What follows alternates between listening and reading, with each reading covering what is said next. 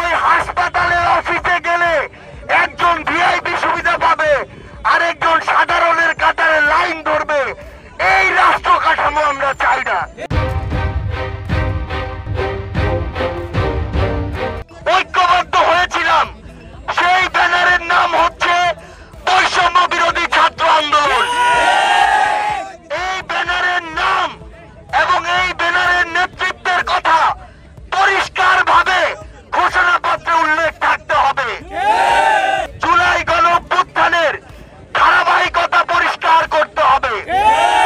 আমরা আমাদের জায়গা থেকে কোনোটিকেই অস্বীকার করব না, প্রত্যেকটি তার জায়গায় গুরুত্বপূর্ণ, কিন্তু কাউকে বড় করতে গিয়ে কাউকে যেন আমরা ছোট না করি।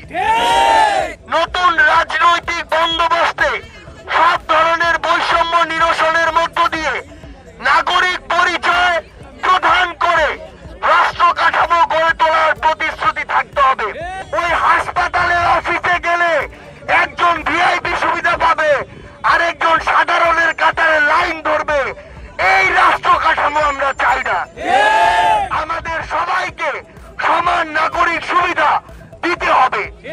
খুনি শেখ হাসিনা যেমন এই বাংলাদেশের প্রত্যেকটা জায়গায়, ইভেন এই সিএনজি স্ট্যান্ডে তার দোসরদেরকে দিয়ে চাঁদাবাজি করিয়েছে, ওই বাস স্ট্যান্ডে তার দোসরদেরকে দিয়ে চাঁদাবাজি করিয়েছে, প্রত্যেকটা অফিসে তার পরিবারের লোকগুলোকে বসিয়েছে।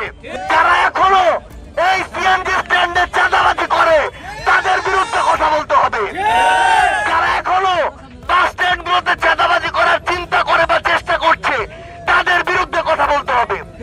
যদি আপনারা দিয়ে দেন তাহলে সিস্টেমটা আগের মতোই চলবে। প্রতিবাদ শুরু করতে হবে। আমরা প্রতিবাদ শুরু করেছি, মাইর খেয়েছি, রক্ত দিয়েছি, জীবন দিয়েছি, সবাই ঐক্যবদ্ধভাবে নেমেছিলাম বলেই খুনি হাসিনা পালিয়েছে। আমরা আবার